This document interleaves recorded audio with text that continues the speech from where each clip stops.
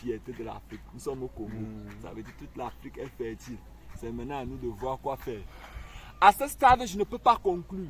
Maintenant, pour conclure et regarder la proportion de sable et d'argile, je dois avancer devant. Je vais donc essayer de former les bâtonnets.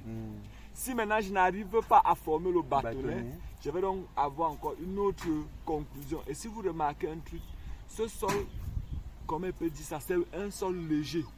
Vous avez remarqué ça? C'est un sol léger, très léger. Ce n'est pas comme d'autres sols. Je vais donc alors essayer de former maintenant le bâtonnet. Voici le bâtonnet qui a été formé.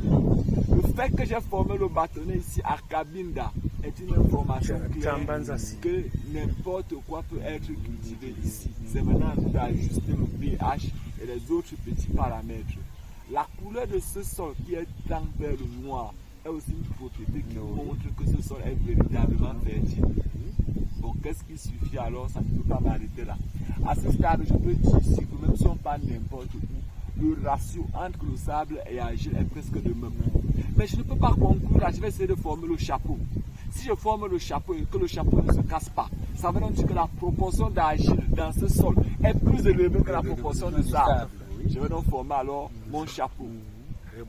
Et comme vous allez voir, le chapeau va se casser quand je vais enlever la main. Comme je vous ai dit, quand moi je regarde un sol, j'ai déjà les informations. En enlevant la main, voilà le chapeau qui s'est cassé.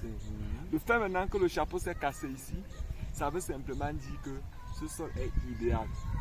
La proportion de sable et d'argile est un peu proportionnelle pour la plupart des cultures. Donc ce qu'on vient de faire là, c'est une analyse de score macroscopique.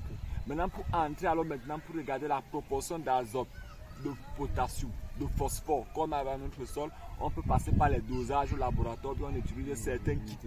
Maintenant pour connaître la proportion de pH qu'on a dans notre sol, vous allez donc arrêter la caméra, il va vous dire ça en off naturellement. On peut arrêter la caméra.